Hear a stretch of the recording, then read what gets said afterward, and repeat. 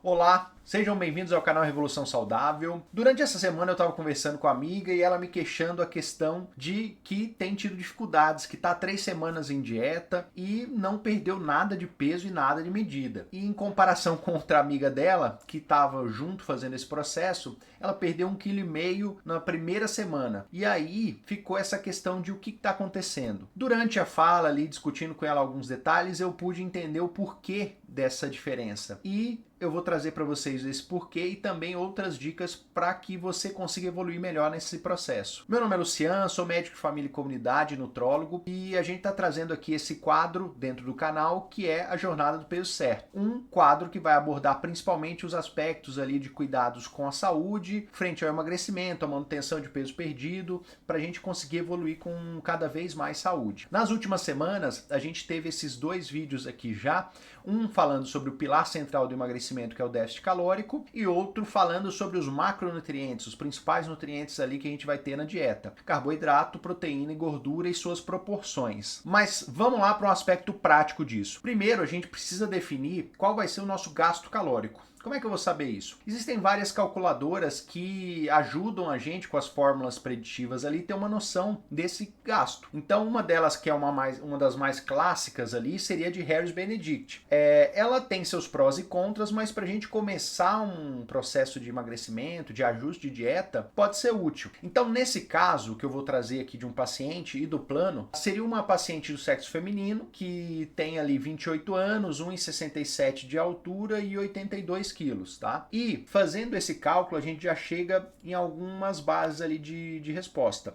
Uma é uma taxa de metabolismo basal em torno de 1.560 ali, e também uma taxa de gasto total no dia de 2.150, arredondando aqui. Nesse caso, por que é a diferença? Porque a taxa de metabolismo basal é a nossa taxa de repouso, para viver ali, para manter o básico. Ainda tem a termogênese do alimento e ainda tem o gasto com exercício físico. Então se soma tudo para chegar nesse valor total. Se a gente já sabe qual vai ser o nosso gasto total do dia, o que a gente tem que saber agora é quanto que a gente vai consumir para criar o déficit. Então, como é que a gente pode ter uma noção disso? Para a gente começar, vale a pena a gente entender que para cada quilo de gordura pura, a gente tem que ter um déficit aí aproximado de 7.000 calorias. Então seria algo que para uma semana perder 1 quilo, 1.000 calorias por dia. Esse é um déficit severo, um déficit pesado. Então, talvez não seja por aí que a gente vai começar. Não faz sentido, ainda mais pensando em longo prazo, a gente ter déficits tão agressivos, porque a gente vai ter vários outros problemas associados aí a essa questão dessa restrição tão intensa. Então vamos pensar diferente. Se a gente for considerar que quando a gente começa a perder peso, a gente perde principalmente água, uma parcela pequena de músculo e gordura, a gente pode diminuir esse déficit aí para a gente conseguir perder às vezes até 1 quilo por semana, mas de uma forma mais saudável e mais mantida. Então uma opção para esse caso seria a gente trabalhar na faixa de entre 300 até 500 quilocalorias, dependendo da pessoa, para a gente ter uma margem para trabalhar. Nesse exemplo aqui,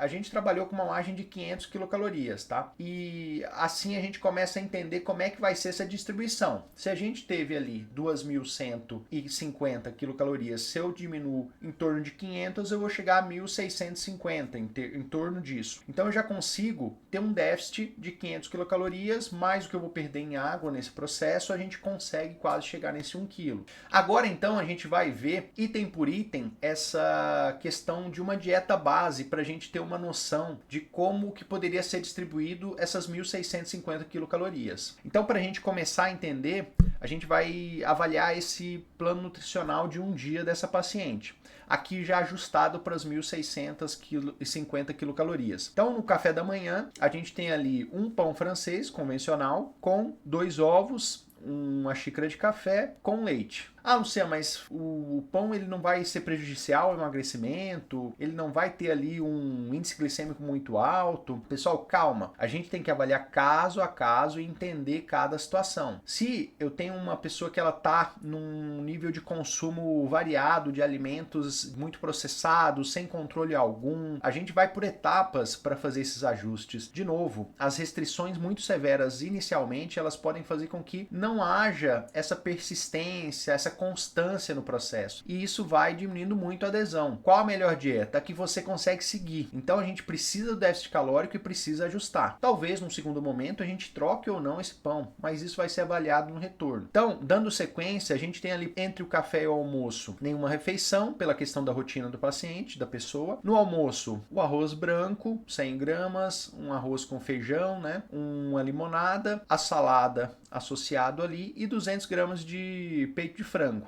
Então a gente tem ali uma refeição de almoço padrão. No lanche da tarde, um omelete com manteiga, presunto e tomando uma xícara de café. No jantar, um ovo batido ali com aveia, fazendo ali com um pouquinho de mel e uma fruta, uma panquequinha de aveia ali e ovo, né? E isso faz com que a gente tenha ali um sabor mais adocicado, algo que mude um pouquinho da rotina. E ao final do dia, após o jantar, uma ceia, uma fruta para ter esse consumo. Uma porção de fruta seria uma maçã, uma fatia de mamão, então seria uma porção de fruta. Aqui a gente tem uma noção básica disso. Eu vou trazer aqui um extrato agora de como ficaram os macronutrientes nesse exemplo aqui. Então a gente teve uma distribuição de 1,5 gramas de proteína por quilo de peso, 2,1 gramas de carboidrato por quilo de peso e 0,6 gramas de gordura por quilo de peso. Semelhante às linhas que a gente até tinha descrito já no vídeo anterior. Então, aqui a gente consegue ter uma noção inicial de como é um plano nutricional no emagrecimento. Claro, as estratégias vão ser adaptadas a cada situação. Tem pessoas que vão se adaptar melhor a uma dieta low carb, tem pessoas que vão se adaptar melhor com paleolítica, tem pessoas que vão se beneficiar mais do uso de um jejum intermitente, de outras ferramentas para a gente conseguir ter uma adesão otimizada. De novo, o intuito desse vídeo é mostrar o desenho de como começa esse esqueleto de uma dieta, de um padrão alimentar inicial. Nesse caso, cada alimento, cada momento, horário de refeição foi pensado para a situação dessa pessoa. Tem pessoas que, às vezes, pela rotina de trabalho, não vão poder tomar um café da manhã às 6, 7, 8 da manhã,